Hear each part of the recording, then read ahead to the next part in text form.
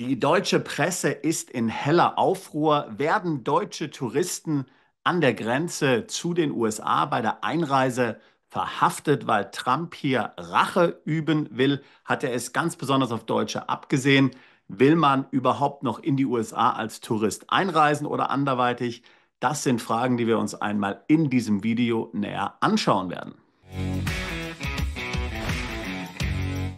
Wenn dich das Thema Auswandern auch interessiert, vielleicht sogar das Thema Auswandern in die USA, wenn du Unternehmer, Freiberufler oder Investor bist, dann schau dir doch mal unsere LLC Masterclass in Edinburgh an, die wir immer wieder und auch in Kürze veranstalten. Dort zeigen wir dir, wie du rechtssicher und steueroptimiert eine US-LLC betreibst als digitaler Nomade, als Unternehmer. Und wir zeigen dir auch, wie du mithilfe der LLC in die USA auswandern kannst und dort zum Beispiel als Visum als Unternehmer oder Investor beantragen wirst. Und das Beste ist, jeder Teilnehmer bekommt von uns eine US-LLC plus einjährige Betreuung geschenkt. Ein Paket, das einen Wert hat von $2.500. Alle weiteren Informationen findest du auf unserer Webseite. Link hier in der Beschreibung dieses Videos. Nun aber zurück zum Thema. Wir haben hier ja schon oft über die Einreise in die USA gesprochen. Ich selbst bin 2008 in die USA ausgewandert. Ich bin schon unzählige Male in die USA eingereist mit ESTA, mit verschiedenen Visa. Ich selbst bin in Austin, Texas. Texas ist ja auch ein Bundesstaat, der hier sehr viel mit illegaler Einwanderung zu kämpfen hat. In den letzten Tagen und Wochen hat man hier Schreckensmeldungen in den deutschen Medien gelesen. Angeblich werden deutsche Touristen grundlos an der Grenze verhaftet. Sie reisen in die USA ein als Touristen und dann klicken die Handschellen. Sie kommen dann in eine Abschiebehaft, so jedenfalls die Presseberichte, und werden dann irgendwann nach Deutschland abgeschoben, ohne irgendwas falsch gemacht zu haben. Angeblich so die deutsche Presselandschaft. Auch die deutschen Politiker sind in heller Panik. Hier hasst man ja sowieso Trump. Wenn man hier etwas tun kann, um zu unterstreichen, dass Trump und seine Regierung hier Bösewichte sind, dann will man das natürlich öffentlichkeitswirksam tun. Und so überlegt man sich nun beim Außenministerium, ob man hier eine Warnung ausspricht, eine Reisewarnung an Touristen, die in die USA einreisen wollen. Nun, mein Tipp an dich, wenn du in die USA einreist, dann gibt es 3 Regeln, die du beachten musst. Zunächst mal musst du die geltenden Gesetze beachten. Zweitens solltest du nicht lügen. Und drittens solltest du kein kompletter Vollidiot sein. Ich habe mir die Fälle der beiden Deutschen, die dort an der Grenze zu den USA, zwischen Mexiko und den USA hier hops genommen wurden, Lukas und Jessica. 2 Fälle übrigens, die völlig unabhängig voneinander sind. Es geht hier um 2 verschiedene Fälle. Ich habe mir diese Fälle genau angeschaut und meiner Meinung nach haben sie diese 3 goldenen Regeln nicht beachtet. Sie haben sich nicht an die Gesetze gehalten, sie haben gelogen und sie sind beide komplette Vollidioten. Ich finde, es geschieht ihnen recht, was ihnen passiert ist. Wer offensichtlich so blöd ist, dem kann man wirklich nicht helfen. Das liest du natürlich so in der Presse nicht, vor allem nicht in der deutschen, weil natürlich auch viele deutsche Journalisten durchaus Einfallspinsel sind und genauso politisch natürlich auch hier etwas gegen die USA haben. Du hast vielleicht gehört, dass sich nach einer neuen Umfrage der Technischen Universität Deutschland in den deutschen Medien rund 60% der deutschen Journalisten zu den Grünen bekennen. Dann natürlich auch noch etliche zu anderen linken Parteien. Also die deutschen Medien sind, wen überrascht ist, schon immer hier natürlich links dominiert. Und das sind natürlich solche Fälle ein gefundenes Fressen, um hier seinen sogenannten Political Bias einmal schön ausspielen zu können und hier eine schöne Opfergeschichte in der Presse schreiben zu können. Schauen wir uns aber einmal an, was wirklich passiert ist, und dann kannst du dir selbst ein Urteil bilden. Glaubst du der deutschen Presse oder teilst du meine Einschätzung, dass die beiden Deutschen, um die es geht, hier komplette Vollidioten sind, die es ehrlich gesagt nicht besser verdienen, auch wenn es mir natürlich leid für sie tut, dass ihr Leben jetzt ruiniert wurde? Also beide Fälle haben sich interessanterweise völlig unabhängig voneinander in Tijuana ergeben. Tijuana ist letztlich die Nachbarstadt von San Diego, also an der Südspitze Kaliforniens gelegen. Im Grunde genommen kann man sagen, San Diego und Tijuana sind eine große Stadt. Die eine Hälfte ist San Diego, ist in Kalifornien. Die andere Stadt heißt Tijuana und ist in Mexiko. Tijuana, hast du vielleicht gehört, ist die gefährlichste Stadt der Welt, dominiert von Drogenbossen, von Auftragsmördern Prostituierten und allem möglichen anderen Gesocks. Es ist ein Grenzübergang, der ein gigantisches Volumen abwickelt. Jeden Tag 70.000 Autos, jeden Tag 20.000 Fußgänger. Bei denen handelt es sich meistens um Mexikaner, die in den USA arbeiten und am Abend wieder zurückgehen, also sogenannte Grenzgänger. Du kannst dir vorstellen, dass diese Beamten, die auf amerikanischer Seite diesen Grenzübergang überwachen, gestresst sind. Es ist wahnsinnig heiß. Es kommen alle möglichen gefährlichen Typen hier über die Grenze und natürlich auch viele Leute, die absolut unbescholten sind. Das ist ganz klar. Aber die Spannung ist groß. Die Leute sind überarbeitet und unter Stress. Ich weiß nicht, ob du das weißt, aber Tijuana ist ein sehr beliebter Grenzübergang für Europäer, die illegal in den USA leben, die also kein korrektes Visum in den USA haben, die nur dort mit ESTA sind. Kurz bevor das ESTA abläuft, man darf ja damit 90 Tage in den USA sein, reisen sie dann nach Mexiko, nach Tijuana, kommen wieder zurück in die USA und haben dann wieder 90 Tage. So jedenfalls die Logik. An dieser Stelle müsste man sich also nun fragen, warum das überhaupt funktionieren kann. Tatsächlich ist es rechtlich natürlich nicht möglich. Denn wenn du in ein Nachbarland der USA ausreist, inklusive zum Beispiel auch Kanada oder eben Mexiko, dann hast du hier keine neuen 90 Tage, sondern dein vorheriger ESTA-Status wird einfach fortgesetzt. Also mal angenommen, du bist Tourist in den USA, fährst mit dem Wohnmobil 20 Tage durch den Norden der USA, willst du noch 2 Tage Kanada dranhängen, um danach wieder in die USA zurückzukommen, um das Wohnmobil abzugeben und nach Hause zu fliegen, dann bekommst du bei der Einreise in den USA eben deine 90 Tage und das auch entsprechend in den Pass gestempelt. Dann kannst du zwar nach Kanada einreisen, problemlos, kannst dort mit dem Wohnmobil herumfahren, aber wenn du dann zurück in die USA kommst, hast du keine neuen 90 Tage, sondern im Grunde dein alter ESTA-Status wird hier fortgesetzt. Warum geht das also in Mexiko? Nun, der Grund ist ganz einfach. Die Kanadier sind natürlich effizient, die Mexikaner sind es nicht.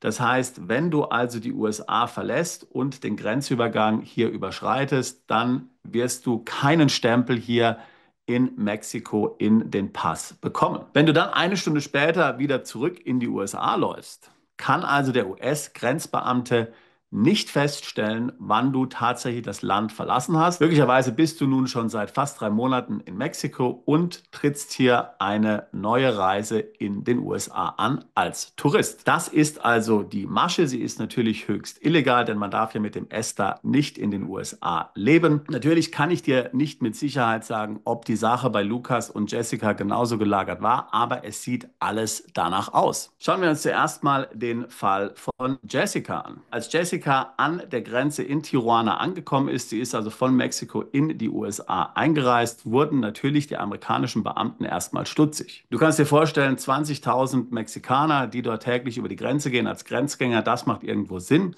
Aber dann ist da eben so ein deutscher Tourist, das wirkt natürlich sofort verdächtig. Dann hat man sie befragt, was da genau los ist. Und sie hat gesagt, dass sie direkt hier als Touristin über Tijuana in die USA einreist. Sie versucht ja bei Tijuana in die USA eben einzureisen. Sie war dort wohl mit ihrem besten Freund und hatte dann Tattoo-Equipment dabei. Sie ist dort über ESTA eingereist. Das Problem war aber eben das Tattoo-Equipment, das konnte sie nicht wirklich erklären. Und somit wurde ihr dann vorgeworfen, dass sie wohl in den USA arbeiten will. Und nicht nur das, es wurde ihr vorgeworfen, dass sie auch bei ihrem vorherigen Aufenthalt schon in den USA gearbeitet hat. Dann wurde sie offensichtlich in ein Detention Center geschickt und sollte dann von dort nach Deutschland abgeschoben werden. Also eines der häufigsten Gründe, warum Personen, die mit ESTA einreisen, diese verweigert wird, die Einreise, ist eben, dass der Eindruck entsteht, dass sie in den USA arbeiten wollen. Und damit ist nicht mal nur gemeint, dass man hier einem 9-to-5-Job nachgeht. Auch wenn man als Influencer oder als Podcaster oder sowas in die USA reist, um dort zum Beispiel Bilder zu machen, Videos aufzunehmen, Reiseberichte zu schreiben, dann gilt das tatsächlich schon als Arbeit und dann braucht man dafür ein Visum.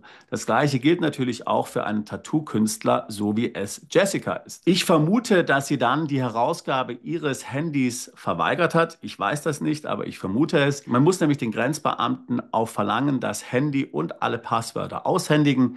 Viele machen das dann natürlich in Panik nicht, Vor allen Dingen dann nicht, wenn eben auf dem Handy ganz einfach Informationen abrufbar sind, dass man im Grunde hier schon viel zu lange in den USA anwesend ist. Kann man ja ganz einfach nachschauen über die Messages, die man geschickt hat, über die Location History, über die Zahlungen, die man mit dem Handy zum Beispiel gemacht hat. Wenn du dein Handy nicht herausrückst, dann wird letztlich dein Handy dann an eine Behörde geschickt, an die IT-Abteilung einer Behörde, und die wird dann versuchen, dieses Handy zu knacken. Das geht natürlich dann mehrere Tage, möglicherweise mehrere Wochen, und so lang musst du dann eben in die Abschiebehaft in ein sogenanntes Detention Center. So, also die ganze Sache stinkt für mich. Ich kann mir nicht vorstellen, dass das die wahre Geschichte ist, wie sie hier in den Medien so berichtet wird. Schauen wir uns den Fall von Lukas an. Seine Geschichte ist noch viel unglaubwürdiger. Er hat ja eine Verlobte. Seine Verlobte wohnt in Las Vegas. Er ist eben auch dann an der Grenze hier nach Tijuana dann angehalten worden und befragt worden und hat sich dann erstmal in alle möglichen Geschichten verstrickt. Sie haben zum Beispiel als Grund angegeben, warum Sie in Mexiko sind, dass Sie Ihren Hund dort zur Behandlung zum Tierarzt gebracht haben, weil es dort viel günstiger sei als in den USA. Die Distanz Las Vegas, Mexiko sind mindestens 650 Kilometer. Kann das wirklich sein? Klingt für mich nach einer Geschichte. Dann hat man ihn gefragt, wo er denn wohne, und er hat ausgeplappert Las Vegas. Er hat also den Beamten gesagt, er wohne in Las Vegas. Seine Verlobte hat anschließend gesagt, er könne gar kein Englisch sprechen, und deswegen hat er die Frage nicht verstanden. Naja, er ist mit einer Amerikanerin verlobt und kann kein Englisch sprechen. Macht das wirklich Sinn? Und natürlich auch hier wieder ein riesen Red Flag. Du hast eine Verlobte in den USA, du kommst aus Tijuana in die USA angereist. Das stinkt natürlich zum Himmel für die Beamten. Kein Wunder also, dass sie ihn dann hier nicht reingelassen haben. Auch hier vermute ich das Gleiche. Er hat sein Handy nicht rausgerückt, beziehungsweise seine Passwörter nicht rausgerückt, anhand dessen man dann genau gesehen hätte, wo er sich wirklich aufgehalten hat. Und daher ist er dann auch eben in ein Abschiebezentrum gekommen, bevor er dann nach Deutschland abgeschoben werden sollte. Also wie gesagt, ich halte in beiden Fällen es komplett für berechtigt, dass diese beiden Personen, diese beiden Deutschen hier nicht in die USA einreisen durften. Die ganze Story klingt für mich komplett unglaubwürdig, und selbst wenn sie die Wahrheit gesagt haben, muss man schon ziemlich blöd sein, wenn man sich wirklich so anstellt und dann denkt, dass man damit durchkommt. Ich selbst bin ja in Texas, und ich bin auch schon oft durch Texas gefahren, zum Beispiel von Texas nach Kalifornien auf einem Roadtrip, und in Texas ist es sogar so, dass dann im Landesinneren, also nicht mal an der Grenze, Personenkontrollen sind, wenn man sich im Grenzbereich so aufhält. Auch in Texas gibt es ja eine ähnliche Stadt wie San Diego und Tijuana, nämlich El Paso und Ciudad Juárez. Ist das gleiche Prinzip, im Grunde auch eine riesige Stadt.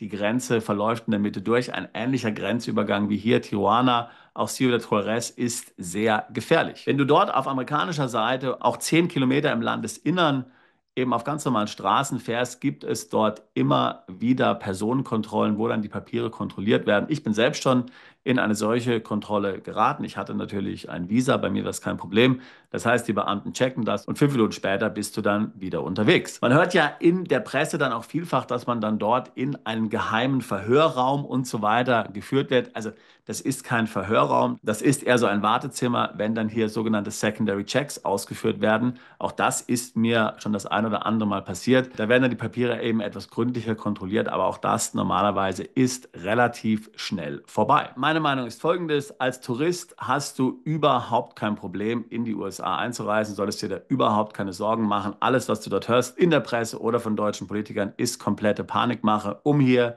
die USA und Trump zu diskreditieren. Dass man hier einigermaßen robust an der Grenze zugreift, finde ich jetzt nicht schlimm, insbesondere an den Grenzen eben hier zu Mexiko. Ich würde niemals als Deutscher hier über die Grenze bei Tijuana einreisen. Das ist einfach nur komplett dumm. Das gleiche ist auch bei Ciudad Juárez der Fall, wenn du nach Texas in El Paso einreist. Außer natürlich, du hast jetzt einen guten Grund. Weißt du, du bist mit einem Auto zum Beispiel unterwegs, dann ist natürlich was anderes. Aber hier als Tourist dann zu Fuß über diese Grenzen zu laufen, die bekannt sind eben, dass diese von illegalen Einwanderern benutzt wird, die das ESTA missbrauchen, das halte ich für komplett verrückt, würde ich niemals machen. Solltest du als Tourist auf jeden Fall vermeiden. Nimm den Flieger und vermeide diese Grenzübergänge. Der zweite wichtige Punkt ist natürlich, niemals den Eindruck zu erwecken, dass du dort in den USA arbeiten wirst. Das heißt, als Tourist, der da nur ein paar Wochen ist, hat man da sowieso kein Problem. Aber vielleicht hast du einen Fall, wo du zum Beispiel Investor bist, du willst in den USA eine Firma gründen, du willst Lieferanten treffen, mögliche Mitarbeiter, Kunden. Das alles kannst du ja mit dem ESTA machen.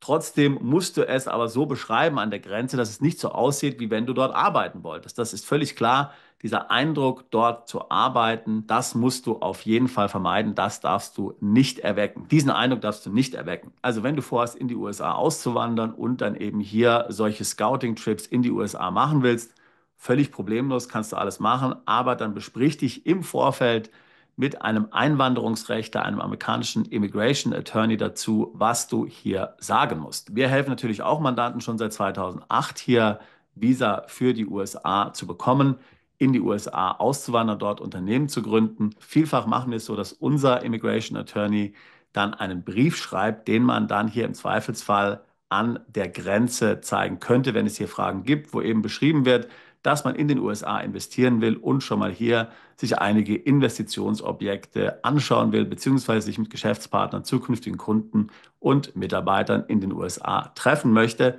Alles, was komplett legal ist mit ESTA, ich möchte es nur noch mal sagen. Also, mach es nicht wie Lukas und Jessica. Benutze deinen gesunden Verstand. Lass dich nicht auf solche komischen Arrangements ein. Halte dich an die 3 goldenen Regeln. Ich sag's nochmal, verhalte dich legal, lüge nicht und sei kein Vollidiot. Wenn du diese 3 Regeln beachtest, wirst du normalerweise keine Probleme an der amerikanischen Grenze haben. Und wenn es tatsächlich einmal zu Problemen kommen sollte, dann lassen sich diese Probleme in der Regel aus der Welt schaffen und lösen, wenn du nicht gelogen hast. Hast du aber die Beamten einmal angelogen, dann sieht es zappenduster aus. Dann wirst du wahrscheinlich nie wieder in die USA einreisen können. Das musst du wissen. So wird es vermutlich nun auch Jessica und Lukas gehen. Sie dürfen wahrscheinlich nie wieder in die USA einreisen. Wenn Sie Glück haben, kriegen Sie einen 10-jährigen Travel Ban, dürfen also 10 Jahre nicht in die USA einreisen. Ich denke aber, dass Sie wahrscheinlich nie wieder in den USA willkommen sind. Das sind extreme Ausnahmefälle und eben in meiner Erfahrung in allen Fällen darauf zurückzuführen, dass sich hier jemand komplett idiotisch verhalten hat oder schlecht beraten wurde. Wenn auch du dich mit dem Thema Auswanderung in die USA oder US-Visa beschäftigst, dann würde ich mich freuen, mit dir ein Beratungsgespräch zu führen. Seit 2008 beraten wir deutschsprachige Mandanten genau zu diesem Thema. Auswandern in die USA, dort ein Unternehmen zu gründen, eine Existenz aufzubauen und natürlich auch das ganze Thema US-Visa, US-Green Card ist in der Beratung sehr wichtig für uns und für die Mandanten. Ich würde mich freuen, auch dich alsbald zu unserer Mandantschaft zählen zu können. Bist du Unternehmer, Freiberufler oder Investor? Zieht es dich schon lange ins Ausland? Mach heute den ersten konkreten Schritt in eine Zukunft mit mehr Geld und mehr Freiheit. Buche ein Beratungsgespräch mit Sebastian und seinen Kollegen. Unsere Kanzlei unterstützt Mandanten wie dich dabei, deine Steuerlast legal zu reduzieren, Vermögen aufzubauen und zu schützen und deine persönliche Freiheit zu maximieren. Profitiere jetzt von unserem Fachwissen und unserem Netzwerk. Gehe zu mandatierung.com und werde Mandant unserer Kanzlei.